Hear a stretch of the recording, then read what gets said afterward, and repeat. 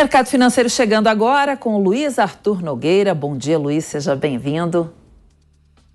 Bom dia, Cláudia Bartel, bom dia a todos. Muito obrigado a você pelo carinho da sua audiência. Está no ar o Mercado Financeiro com as principais informações do mundo da economia, do mundo das finanças. Hoje, começando essa edição com uma boa notícia, uma queda no desemprego caiu para 8,3%, ao menor nível desde 2015. Portanto, o desemprego recuou para 8,3%, conforme a gente observa no gráfico, ele vem recuperando mês a mês. Lembrando que no auge da pandemia, lá em 2020, a taxa de desemprego no Brasil atingiu 15% e agora caiu para 8,3%, que constata uma boa recuperação no mercado de trabalho. No próximo gráfico, a gente vai ver o volume de pessoas que ainda procuram emprego. Reparem que é o menor patamar dos últimos anos. São 9 milhões de pessoas procurando emprego. E outro dado positivo, divulgado pelo IBGE hoje, mostra que o índice de pessoas ocupadas, trabalhando, é recorde no Brasil. Chegou a 99,7 milhões de brasileiros. Quase 100 milhões de brasileiros estão trabalhando neste momento, um patamar recorde, segundo o IBGE. Então, essa é uma ótima notícia do mercado de trabalho, o que corrobora um bom ano econômico. Afinal de contas, no começo do ano, o mercado financeiro estava pessimista, projetando um crescimento pequeno aqui no Brasil, de apenas 0,5%, e nós dizíamos aqui na Jovem Pan News de que havia um pessimismo exagerado, de que o Brasil poderia crescer muito mais do que 0,5%, e a verdade é que o Brasil está encerrando o ano com um crescimento próximo de 3%. E isso, claro, se reflete na criação de empregos no mercado de trabalho. Por outro lado, uma notícia ruim hoje envolvendo a confiança empresarial que despencou no mês de novembro. Infelizmente, caiu muito. Reparem nesse gráfico como ela vinha muito bem e agora caiu para um patamar de 91,5 pontos, patamar bem inferior ao de outubro, que era de 98,2 pontos. É o menor patamar em termos de confiança desde fevereiro deste ano, o que mostra, de alguma forma, que o empresariado talvez não tenha ficado satisfeito com o resultado da eleição e, mais do que isso, o empresariado está apreensivo em relação ao futuro econômico do próximo governo. E para comentar inicialmente esses dois assuntos, nós temos um convidado aqui no programa Mercado Financeiro, é o Paulo Henrique Duarte, ele que é economista da Valor Investimentos. Paulo Henrique, bom dia, seja bem-vindo, tudo bem? Nos acompanhando aí, obrigado por me receber novamente. Prazer é todo nosso. Paulo, vamos começar então com a notícia boa. Queria sua análise sobre essa queda no desemprego que explica essa boa recuperação do mercado de trabalho. Isso com certeza mostra a resiliência, como você colocou, da nossa economia. Como todo dado econômico ele não anda sozinho, né? Eu já vou fazer aí um paralelo com a segunda informação que você trouxe em relação à confiança do empresariado, a confiança, né, do mercado em geral. Saiu ontem um dado também interessante relacionado com o mercado de trabalho do CAGED. O CAGED é a quantidade de novas vagas que foram abertas no mês de outubro. E o dado decepcionou um pouco o que o mercado esperava. Estávamos esperando uma abertura de 250 mil vagas, tá? Foram abertas mais ou menos 160 mil vagas abaixo do esperado em outubro. Isso mostra o quê? Que essa confiança quebrada, esse momento que a gente vive agora de muitas incertezas na transição e na condição de como que vai ser a política econômica para o ano que vem, isso tem um efeito já imediato. Muito provavelmente as empresas, né, estão abrindo menos vagas, esperando contratar menos pessoas, já em compasso de espera. Isso não afeta o dado de desemprego que saiu hoje, a gente está sempre olhando, né, o corrente, mas com toda certeza, quando a gente começa a projetar para os próximos meses, isso traz também algum tipo de reflexo no que a gente vai esperar do desempenho econômico. Perfeito. Paulo Henrique, é impossível a gente não comentar a incerteza fiscal quando a gente fala do próximo governo, né? A gente vê aí o grande debate sobre a PEC da transição, já apelidada como PEC fura-teto de gastos, né? Com um rombo aí estimado em 198 bilhões de reais. É provável que o Congresso aprove um valor menor do que esse, mas eu queria ouvir a sua opinião. O que seria saudável, o que seria recomendável para a economia brasileira em termos de aprovação dessa PEC da transição? Eu acho que a PEC que foi apresentada, ela é até jogando um pouco, né, o jogo de Brasília, da política, o governo apresentou uma PEC com 190 durante 4 anos, já esperando que nas negociações, Senado e Câmara, eles desidratem um pouquinho isso daí e tragam um pouco mais para a realidade do que é possível fazer na parte fiscal, tá? O ideal seria a gente ter algo transitório. Para 2023, independente do resultado da eleição, o ex-presidente, o futuro ex-presidente Bolsonaro já tinha prometido aí o auxílio emergencial na casa de R$600, seria necessário também fazer algum tipo de ajuste no orçamento. Então, o mercado já estava esperando isso, independente de qual fosse o próximo governo. Agora, a questão é deixar esse fura-teto concentrado no ano que vem, ou vamos tentar trazer isso para os próximos anos também, como o governo está pleiteando? É aquela velha questão, né? O orçamento ele é discutido, existe espaço para aumentar verbas sociais, despesas e investimentos, desde que seja discutido também criação de novas receitas ou até mesmo você realocar despesas de outras partes do orçamento. O caminho que o governo busca trilhar é o caminho mais fácil, usando até mesmo muita propaganda em cima disso, e aí vai caber agora ao Senado e à Câmara negociar para tentar trazer um pouco mais para a realidade do que a gente tem de questão fiscal do Brasil para os próximos anos. Perfeito. Paulo Henrique, nesse contexto, como é que você está acompanhando o debate sobre o futuro da equipe econômica? Você avalia que seria recomendável que o governo anunciasse logo esses nomes? Faz diferença para você se vai ser um nome mais político, como se especula, por exemplo, de Fernando Haddad? Se haverá ou não a participação de um economista mais liberal, por exemplo, Pércio Arida? Como é que você está acompanhando todo esse debate?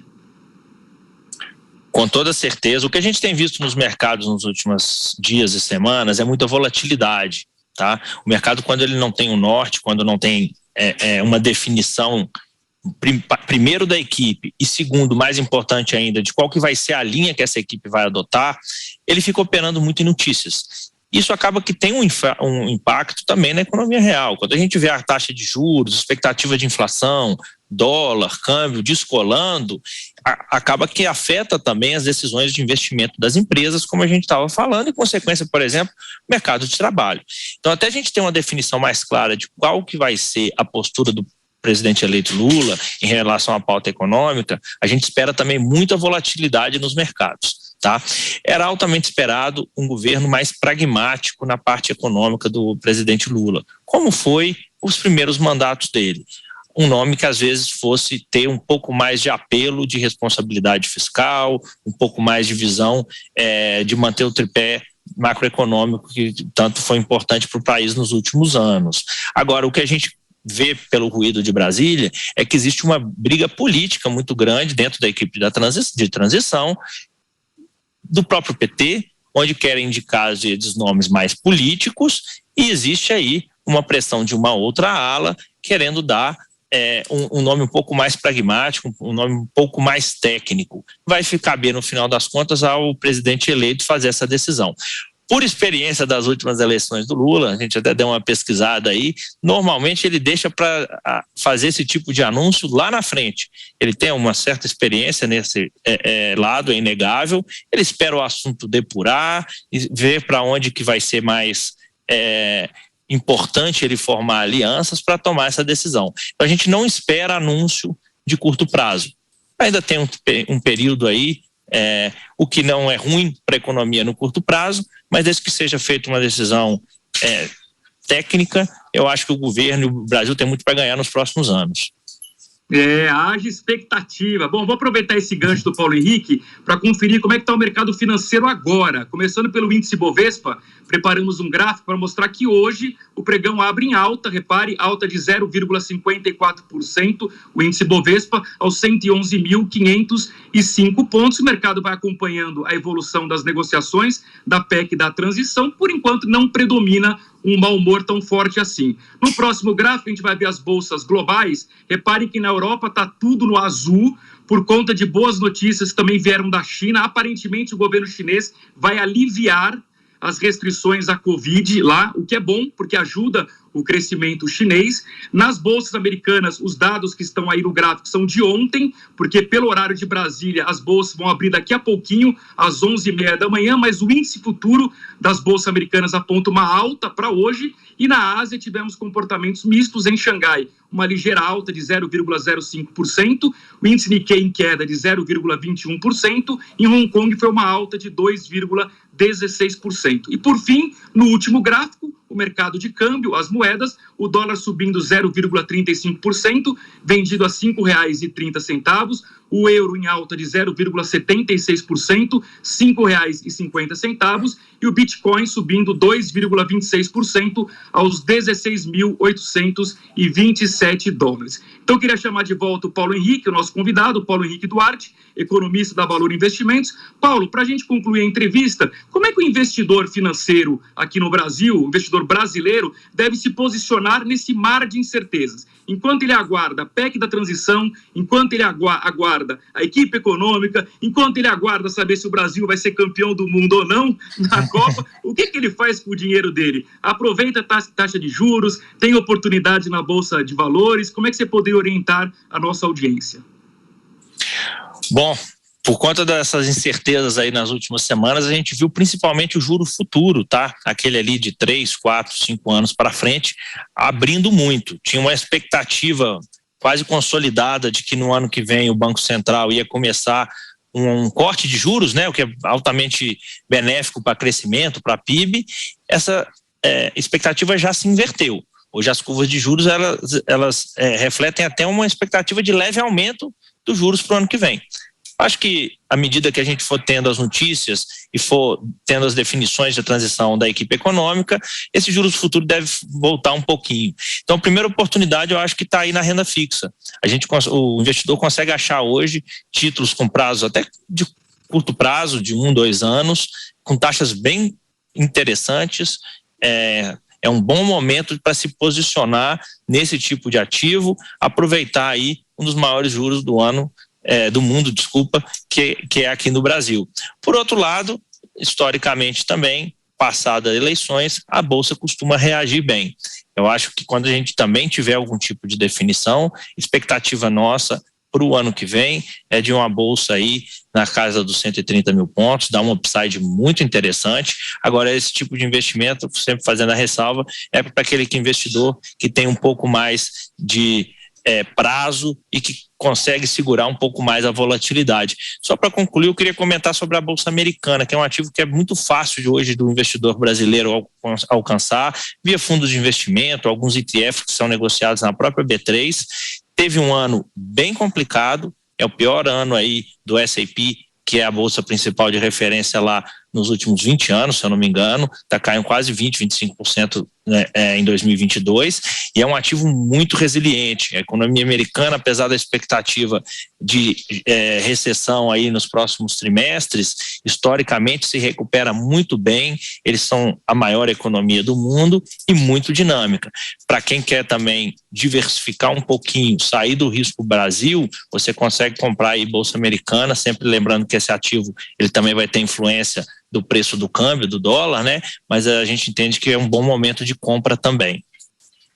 Muito bem, ótimas dicas do Paulo Henrique Duarte, economista da Valor Investimentos. Paulo Henrique, muito obrigado pela sua participação aqui no Mercado Financeiro, pela Jovem Pan News. Um grande abraço, até uma próxima oportunidade. Muito obrigado, Luiz. Boa tarde aí para todo mundo. E a gente volta amanhã com mais informações ao vivo aqui no Mercado Financeiro. E até lá, Cláudia Bartel, fortes emoções. Vamos continuar acompanhando a PEC da transição, a expectativa sobre a equipe econômica do governo Lula e outros fatores internacionais que também afetam o bolso dos nossos investidores. Muito bem, aguenta coração, né, Luiz? Obrigada, bom dia para você. Bom, a Câmara dos Deputados aprova um projeto de lei do marco dos criptoativos. Mais informações com a Carolina Abelim. A proposta de regulamentação das criptomoedas já havia passado pelo Senado e agora segue para a sanção do presidente Jair Bolsonaro. O projeto cria regras para as transações com os ativos digitais, além de prever multas e punições para os autores de fraudes, que poderão ser condenados a até 8 anos de prisão. Os deputados rejeitaram as propostas de alteração dos senadores. Com isso, o texto final exclui a obrigatoriedade de segregação patrimonial. A medida, defendida principalmente por empresários, impediria que corretoras usassem recursos dos investidores para as próprias operações. O assunto passou a ser prioritário no começo do mês, após a quebra de uma das maiores corretoras de criptomoedas do mundo. De acordo com o processo judicial, a empresa tem dívidas de quase 3 bilhões e 100 milhões de dólares com os 50 maiores credores. Os prejuízos bilionários fizeram com que a pauta se tornasse urgente aqui no Brasil. Com a regulamentação, as empresas que operam no mercado vão precisar ter sede no Brasil. O texto também dá um prazo de 6 meses para as companhias estrangeiras se adequarem às novas leis. Agora caberá ao Poder Executivo designar o órgão responsável por supervisionar o setor.